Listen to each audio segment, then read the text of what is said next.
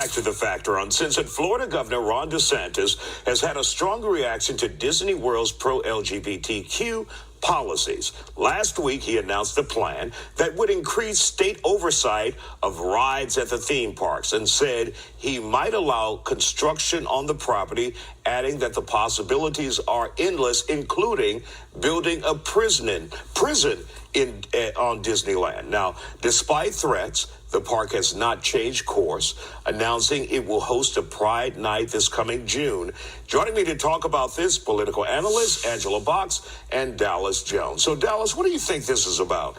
Is this about the governor's personal war with Disney, or do we have some real issues in Florida?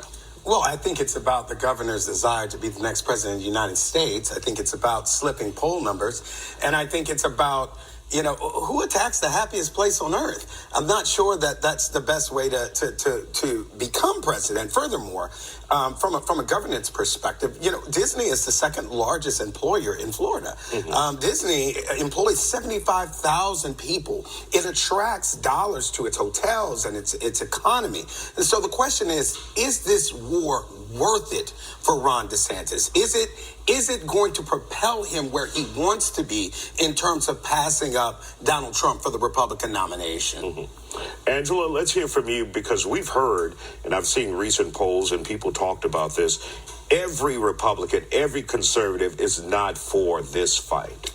But you may be. No, I'm actually not. I hope that he decides to sit this one out. But I have to totally disagree with Dallas, shockingly. I don't think this is about him running for president. I think this is about protecting children. And this is what I want to say. Tell me you're a groomer without telling me you're a groomer. This Disney fight, quote unquote, has nothing to do with support of LGBTQ. It has to do with Disney having a conniption fit after the bill was passed in Florida that basically prohibited sexual content being discussed with kindergarten through third graders. So Disney had a conniption because they are, kneeling to the LGBTQ altar, just like every other woke corporation is, afraid of their own shadows to push back against this incredibly vocal but very tiny minority. And I think we have a situation here where it's the emperor's new clothes, if you will. This is crazy to try and sexualize children, to put drag queens in front of children, to put this content in front of children. And for the left to die on this hill makes me very, very happy. But I want to say this to you, Dallas. The first Democrat that comes out and actually tells the truth about this, which is children should not be subjected to radical gender ideology or sexualized content, period, the end, is going to be a hero. All right, Dallas, go ahead. You know what?